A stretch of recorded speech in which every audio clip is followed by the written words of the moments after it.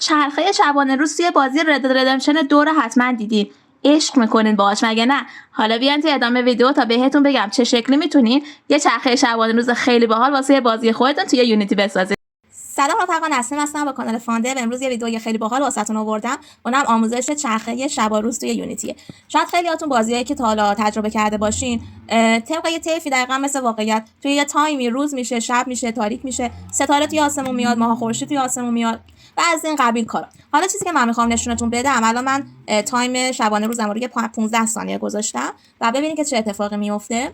توی 15 ثانیه باید یه بار کامل روز و شب با هم بشه. الان هر دو طرف هم سینا نگاه کنید، ببینید الان سایه داره میچرخه و به سرعت داره آسمون من ها الان شب شد. البته من طیف رنگی‌هاش درست تنظیم نکردم، یه جایی خیلی نور داره زیاد میشه اگه دقت کرده باشین و سایه ها دارن میچرخن چون منبع نور ما داره میچرخه. رنگ آسمونمون عوض میشه، رنگ خورشیدمون عوض میشه، شدت نورش عوض میشه و اینا همشون طی یه زمان مشخصی 15 ثانیه که بهتون گفتم انجام میشه. من میتونم اینا زمانش رو زیادتر کنم، توی اینسپکتورم مثلا بکنمش 166. ببینید آروم شد، روند تغییر شب و روز من خیلی آروم تر شد و این کاملا قابل تنظیمه. توی بازی اگه دقت کرده باشین بعضی‌هاشون مثلا بازی سبک بقا بعضی‌هاشون می‌نویسه که مثلا می‌خواد چرخه شبانه روز چند دقیقه یا چند ساعت باشه. اینو دقیقاً همینطوری میتونن ست بکنن. خب بریم که با هم کدش رو ببینیم. البته میگم من خیلی اینو تمیز حقیقتش کار نکردم، فقط یه نمونه که شما ببینید اینا رو زدم. اول اینسپکتور رو نشون میدم بهتون که چه اتفاقی داره میفته، بعد میریم سراغ کد.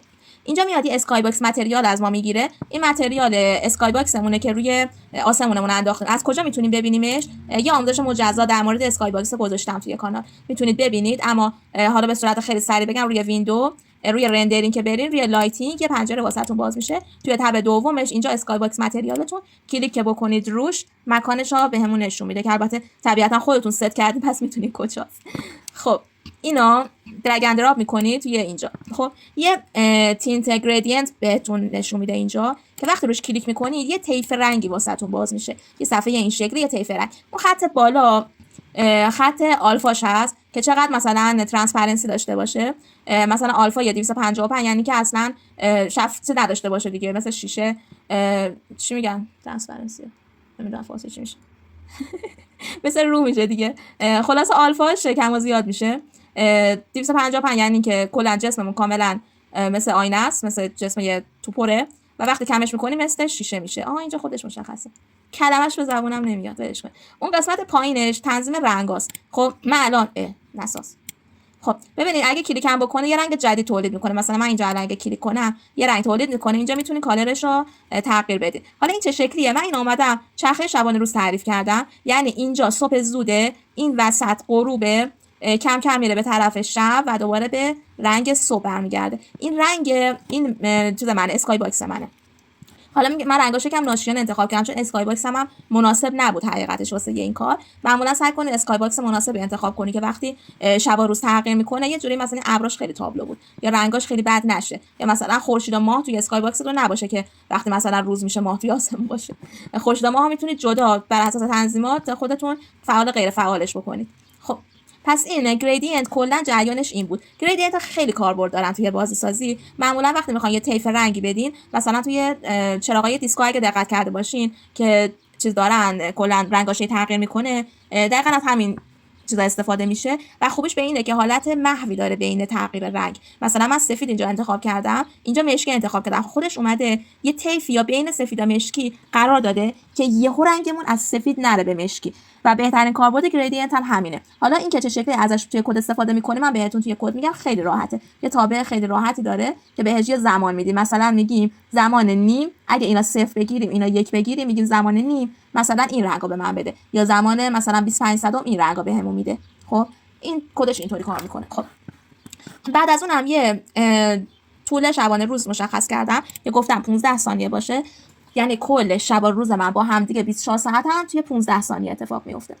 یه سری تنظیمات خورشیدم قرار دادم که میاد اول از همه منبع نورمون رو میگیره، خورشیدمون همون دایرکشنال لایتمون رو میگیره که توی هایرارکی من بهش دادم. بعد از اون میاد دوباره برای رنگ خورشیدم یه گریدینت استفاده میکنه. اینجا هم دقیقاً مثل همون، من میام رنگ خورشیدمو توی شبانه روز خودم بهش میدم.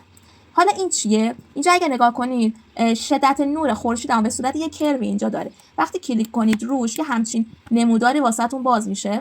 دوباره اینجا چه اتفاقی میفته؟ اگه من اینجا رو اول صبح در نظر بگیرم و اینجا رو هم دوباره صبح در نظر بگیرم، 24 ساعت روز من این فاصله میشه. خب من میگم اول صبح این قسمت کناری ولیو و مقداری هست که شدت نور من داره. الان شدت نور من توی صبح توی بیشتری مقدار نور قرار میگیره. خب البته این صرفا حرفا که الان دارم میزنم نمیتونه درست باشه، شما باید بر اساس چیزی که خودتون میخواین اینا رو تنظیمش بکنید. من گفتم بهش مثلا وقتی وسط میاد کم کم نورش کم میشه، خورشید این نورش کم میشه واسه من، اینجا دیگه شبمه، بر اساس این گریدینت هم که ببینید این نقطه دیگه تاریک میشه هوا، اینجا کمترین شدت نور میرسه و اینجا دوباره میکشه بالا، خیلی هم ناشیانه میکشه بالا و شدت نور من دوباره به حالت روز برمیگرده.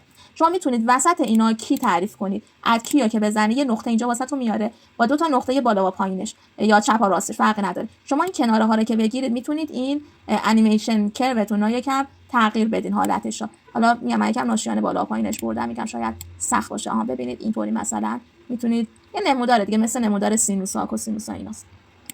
حالا کاربرد چیه؟ شما میتونید دوباره دقیقاً مثل گریدینت میمونه، میتونید بهش بگین که مثلا توی تایم مثلا نیم به من بگو که این دقیقاً شدت نورم چقدره و اون میاد اینجا رو از این نموداره محاسبه میکنه خودش و بهتون یه عدد برمیگردونه. این دوتایی که الان توی آموزش بهتون گفتم کاربرد فوق العاده زیادی داره، توی نرم شدن انیمیشن ها و زیبا شدن بازیتون خیلی تاثیرگذاره. پس حتما این دوتا رو یادتون بمونه و تمرین کنید روش. بریم سراغ کد. خب همینطور که میبینید یه کد خیلی کوچیکی داره، اصلا چیز پیچیده‌ای نیست. یکیه که من میذارم کنار اینجا بهتون توضیح میدم. اول از همه اسکای باکس متریالمونه که بهتون گفتم چیه. اومده یه متغیر از نوع پرایوت و سریالایز فیلد که بتونیم توی اینسپکتور ببینیم تعریف کردیم و تایپش هم متریاله چون اسکای باکس ها متریال هستن. مورد متغیر دوم تینت گریدینت که همین تغییر رنگ است که بهش میگیم که حالا چه رنگ اسکای باکسمون داشته باشه و تایپش هم گریدینت. مورد سومی متغیر فلوته که یه عدد میگیره که چقدر شبانه روزمون طول بکشه. اینجا میبینید من نوشتم هدر.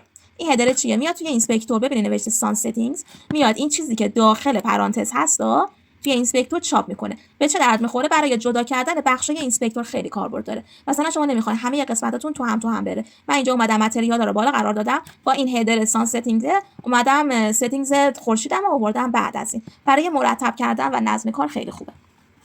خب متغیر بعدیمون از نوع نور هست، لایت و اسمشو گذاشتم سانلایت که اینجا میبینید. متغیر بعدیمون سریالایز فیلد نیست، پس نمیتونید این اینسپکتور ببینید. یه متغیر فلوت تایمه که میاد با استفاده از تابع تایم دات دلتا تایم میاد زمان ما رو توی هر لحظه توی هر فریم محاسبه میکنه. خب اینا ادامه میگم واسهتون چه شکلیه. یه متغیر گریدینت دیگه داشتیم که گریدینت نور خورشیدمون بود، این بود که اینجا دوباره تعریف میشه و انیمیشن کرومون بود که اینجا به این صورت تعریف میشه. اگه بنویس انیمیشن کرو یا همچین چیزی واسهتون میاد. خب بریم شروع کنیم کدا. توی استارت هم من اومدم گفتم اگه این اسکای باکس متریال من اگه اینجا این خالی نبود، این علامت تعجب و مساوی یعنی نبودن رو نشون میده، نقض رو نشون میده. اگه دو تا مساوی باشه یعنی اینکه هست. اگه مثلا اینجا الان دو تا مساوی کنار هم بود یعنی که مساوی هست با نال. اگه یه دونه علامت تعجب قبلش بود یعنی که مساوی نیست با نال. خب حالا گفتم اگه اسکای باکس من اینجا خالی نبود یعنی نان نبود، این نبود، ببینید اینا این میشه خالی، نوشته نان هیچی نیست. خب اگه نبود بیا این متریالی که من اینجا دادم ببر خودت توی رندر ستینگز، توی اسکای باکس ستش کن. رندر ستینگز کجا بود؟ همینجا بود که نشونتون دادم، لایتینگ اینجا. خب اینجا میاد اینجا ستش میکنه اگه خالی نبود. خب برای احتیاط که حالا روی بازی اعمال بشه میتونین اینو نذارین اصلا. اوکی میریم سراغ بعدی. توی آپدیتمون اومدیم یه سری محاسبه انجام دادیم و کارهای اصلی رو توی آپدیت انجام میدیم. شما باید توی هر لحظه برای ما بر اساس زمان اینا انجام بده. اول از همه متغیر تایم داشتیم که میومد تایممون رو تو هر فریم میگرفت و زیادش میکرد دیگه، هر چی تایم زیاد شه اینم میاد اینجا ست میشه. خب اینجا این خط محاسبه مهمی هست برای ما چون میاد طول روزمون رو به یه عددی بین 0 تا 1 تقسیم میکنه. خب تبدیل میکنه یعنی بین 0 تا 1. چرا؟ همینطور که گفتم بهتون گریدینت ما بین 0 تا 1 مقدار میگیره. خب و همینطور انیمیشن کرو ما هم بین 0 تا 1 میتونیم بهش مقدار بدیم اینجا. پس من میگم الان تایمی که من الان دارم، مثلا تایم من الان 60، خب طول روز من 120 ثانیه است. من الان توی ثانیه 60 قرار دارم. خب میاد باقی ماندهش یه فرمول دیگه، باقی مانده یه تایم فعلیمونا از طول روزمون میاد میگیره، بعد جدا تو پرانتز، یعنی این دوتا جدا باید محاسبه بشه، میاد تقسیم بر طول روزمون میکنه. این فرمول باعث میشه که من زمان فعلی ما یه عددی بین 0 تا 1 به دست بیارم. حالا بعد چه اتفاقی میفته؟ میگه که حالا من یه کالر میخوام، یه رنگی میخوام که بتونم بدمش به اسکای باکس متریالم، که بگم الان چه زمان روزه و بر اساس اون رنگا بدم. خب این تیه که گفتم بین 0 و 1 میاد، این تینت گریدینت هست تا اینجا میاد میگه که زمان تی من، ببین مثلا 60 ثانیه من کجای این رنگا قرار میگیره. مثلا اگه نیم بود میشه قسمت غروب خورشید و این میاد با استفاده از این کد متغیری که من دارم گریدینت هم که گرفته دات ایوالویت و زمانی که داخل پرانتز هست یه رنگی به شما برمیگردونه. پس من زمانم بین 0 تا 1 میدم به این تابع و اون میاد رنگ مناسبشو به هم توی هر لحظه برمیگردونه و میندازه توی متغیر تینت کاله. خط بعدی چی کار میکنه؟ میاد میگه من یه اسکای باکس متریال داشتم اینجا داده بودم، رنگو ست کن بهش. حالا این ست کالر جریان چیه؟ مخصوصا این آندرلاین تینتی که اینجا هست. خب این میاد رنگو میده بهش. حالا بریم دقیق تر بررسی کنیم. من اول این اسکای باکسمو گمش کردم بذارم. خب اسکای باکسمون رو باز میکنیم. ببینید اینجا یه چیزی به اسم تینت کالر وجود داره. خب من میخوام این رنگ عوض بشه تو طول زمان. اوکی، پس حالا میام بذار ببینم میتونم کدش رو باز کنم بهتون نشون بدم. ادیت شیدر، اینا کدای شیدر هستن و شیدرها کلا یه زبان برنامه نویسیه واسه خودش که خب کجا نشونش میداد. اینجا ببینید اگه شما ادیتا بزنید اینجا آندرلاین تینت توی کد یه متغیر تعریف کرده از نوع کالر که اسمش آندرلاین تینت. رنگ منو پس این تعیین میکنه. این توی کد آندرلاین تینت اسمش. من میام از توی شیدرم نگاه میکنم و میگم بیا آندرلاین تینت من که اینه، خب با استفاده از تابع ست کالر بیا این رنگو بهش بده. ست کالر یعنی ست کن، قرار بده این رنگو برای من، این رنگو توی این متغیر برای من قرار بده و این باعث میشه توی هر ثانیه میاد زمانو میدیم به گریدینتمون، گریدینت میاد رنگا برمیگردونه به ما رنگا میدیم به متریالمون و به این ترتیب رنگش بر اساس زمان تغییر میکنه. این شد از تغییر متریال اسکای باکس ما. خب حالا در ادامه ما یه نوری داریم، منبع نوری داریم، خورشیدمونه. خب میخوام رنگش عوض شه دیگه. مثلا توی ظهر رنگ خورشید شدتش بیشتر از هم است، یا مثلا خود رنگش شاید زردی داشته باشه، یه زردی روی سفیدی داشته باشه، اما وقت غروب میشه رنگش میشه نارنجی، شب میشه سیاه، رنگ نداره.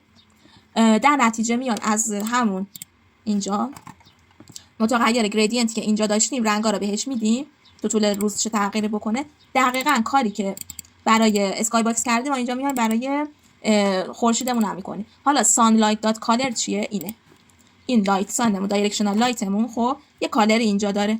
این کالر رو میتونید با استفاده از کد این شکلی تغییرش بدید. sunlight.color بیا یه رنگ از این گریدینتی که اینجا نور خورشید داریم توی این زمانی که بین 0 تا 1 به من بده و رنگش رو مستقیم بنداز توی این کالر. خب اوکی، تا اینجا کار اوکی شد. اینتنسیتی چیه؟ قبلا توی توضیحاتش رو توی ویدئوی نور بهتون داده بودم که کلا شدت نور رو مشخص میکنه. حالا من میخوام شدت نور من کم و زیاد کنم. مثلا توی ظهر شدت نور من توی بیشترین شدت قرار داره، توی غروب شدت نور من طبیعتا کم میشه، شب هم که اصلا نور نداریم. یا اگه ممکنه دلتون بخواد مثلا یه نور ریزی توی شب بدین که انعکاس مثلا مهتابتون باشه، هر چه حالتی میتونید اینا خودتون تعیین کنید و اینا بر اساس این انیمیشن کروی که من دادم بهتون و توضیحش دادم میاد اینتنسیتی را که اینه شدت نور، اینتنسیتی کو اینا اینتنسیتی میاد تغییرش میده خودش. خب آخر از همه ما میایم خود منبع نورمون رو میچرخونیم توی بازی بر اساس یه فرمولی که اینجا حالا چون خورشید از افق شروع میشه، افقمون منفی 90 درجه از 360 درجه هم که کل چرخش خورشیدمونه و بر اساس اون میاد توی زمانی که فعلی که داریم توی این فرمول اینو محاسبه میکنه. از این متغیر وکتور سیر استفاده شده و اینجا وای 670 گذاشته. حالا جهتیه که خودمون بالاخره باید ستش کنیم. این نور ماست دیگه. اینجا این چرخش یه همچین چرخشیه دیگه. ببینید یادتونه سایه تغییر میکنه. الان سمت راست هم اینجا هم که ببینید سایه داره تغییر میکنه. این چرخشه رو برای عوض کردن سایه و همینطور کم شدن نور اینا میتونیم بهش اعمال کنیم که بازی ما طبیعی تر است، کلا طبیعی بشه دیگه. طبیعی تر چی؟ خب این بود کلا چرخه شب و روز. یک کد خیلی ساده ای داد و همزمان با اون دو تا ساختار خیلی مهمم توی یونیتی بهتون توضیح دادم. اگه ویدیوها اوکی هست واسهتون، اگه دوست دارین لایکش بکنید، واسم نظر بذارین، موضوع خاصی دوست داشتین واسم حتما کامنت کنید. من صفحه اینستاگرام ساختم، توی قسمت لینک های یوتیوب هست، میتونید اونجا هم فالو بکنید. البته خب سعی میکنم فعال باشم، اما یه مقداری هر دوتا رو رسیدگی کردن بهش حقیقتش توی تایم کم من سخته. همین دیگه. سابسکرایب کنید اگه سابسکرایب ندارید و ممنون که تا اینجا ویدیو همراه من بودید. خداحافظ.